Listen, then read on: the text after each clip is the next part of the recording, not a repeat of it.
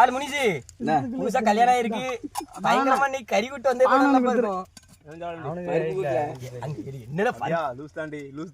என்னடா பருப்பு நீ என்ன வச்சுக்காத ஊருக்காதான் நல்லா இருக்கும் வாங்கி போடுவோம்பா இது வந்து கொஞ்சம் கஞ்சி தண்ணியா இருக்கு உப்பங்கடா ஏய் என்ன குழம்புனே சுரேஷ் உப்பு தாளே மீனாவா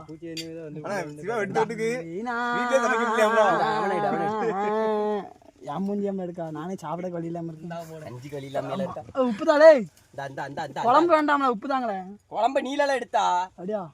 ஹைட்டா அங்க பாரு சாப்பிடா இருக்கல இதெல்லாம் புதுசா கல்யாணம் ஆயிருக்கு பிள்ளைக்கு வீட்டுல கஞ்சி வச்சு கொடுத்துருக்காவ பிள்ளைக்கா கல்யாணம் ஆனாலே நம்ம நினைக்க பழைய கஞ்சி பழைய சோறு தான்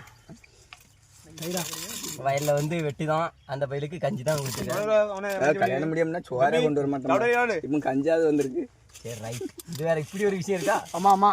ஃபர்ஸ்ட் சோறே கொண்டு வரமாட்டாம்ல தானே சோறு கொண்டு வராம ஆச்சரியமா இருக்குல்ல கல்யாணம் முடிஞ்சாங்கப்பா கடமையும் கண்ணியமா கட்டுப்படமா இருக்கானு கல்யாணம் முடிஞ்சதுக்கு அப்புறம் 5 கிலோ 6 கிலோ கூட்டிட்டான்ப்பா பானானங்க வேறு புதுசா கல்யாணம் முடிஞ்சா பேரு பீன்ஸ் சீரக்கே அந்த சாரக்கெல்லாம் கொண்டு வந்து குடிக்க போது கஞ்சி இப்போ